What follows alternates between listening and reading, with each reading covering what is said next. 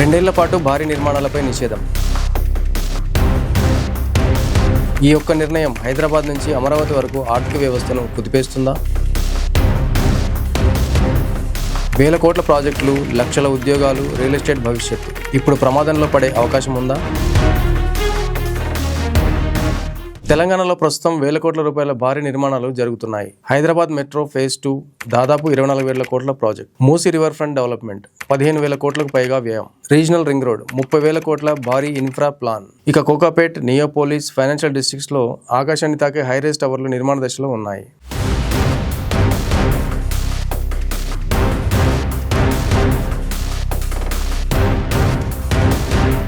ఆంధ్రప్రదేశ్లో కూడా పరిస్థితి భిన్నంగా లేదు. అమరావతి రాజధాని నిర్మాణం మళ్లీ వేగం అందుకుంటోంది. పోలవరం దేశంలోని అతిపెద్ద ప్రాజెక్టుల్లో ఒకటి. విశాఖ, కాకినాడ, రామాయపట్నం పోర్టుల చుట్టూ భారీ ఇండస్ట్రియల్ కారిడార్లు అభివృద్ధి చెందుతున్నాయి. ఈ ప్రాజెక్టులు ఆగిపోతే రాష్ట్ర భవిష్యత్తుపై ప్రభావం పడే అవకాశం చాలా ఉంది.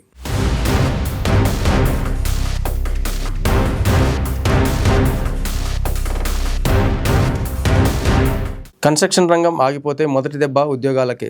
మేస్త్రీలు, కార్మికులు, ఇంజనీర్లు, ట్రక్ డ్రైవర్లు, లక్షల మంది ఆదాయం ప్రమాదంలో పడే అవకాశం ఉంటుంది. సిమెంట్, స్టీల్ రంగాలపై కూడా భారీ ప్రభావం పడొచ్చు.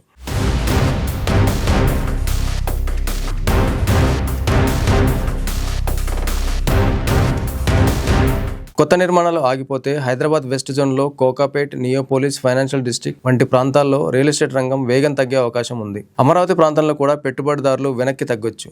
ఫ్లాట్ ధరలు కొంతకాలం స్థిరంగా ఉండొచ్చు లేదా మందగించే అవకాశం కూడా ఉందని విశ్లేషకులు చెబుతున్నారు.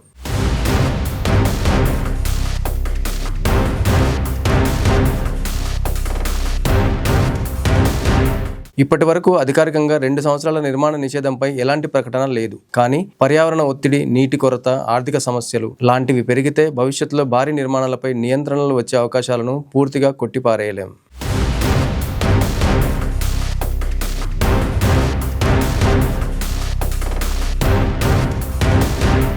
భారీ నిర్మాణాలు అంటే కేవలం కాంక్రీట్ కాదు, ఒక రాష్ట్ర ఆర్థిక వ్యవస్థకు ఊపిరి. అయితే అభివృద్ధి, పర్యావరణం ఈ రెండింటి మధ్య సమతౌల్యం ఎలా ఉండాలి? మీ అభిప్రాయం కామెంట్లో చెప్పండి. ఇలాంటి అప్డేట్స్ కోసం 3TV రియల్ ఎస్టేట్ ఛానల్ని సబ్స్క్రైబ్ చేయండి.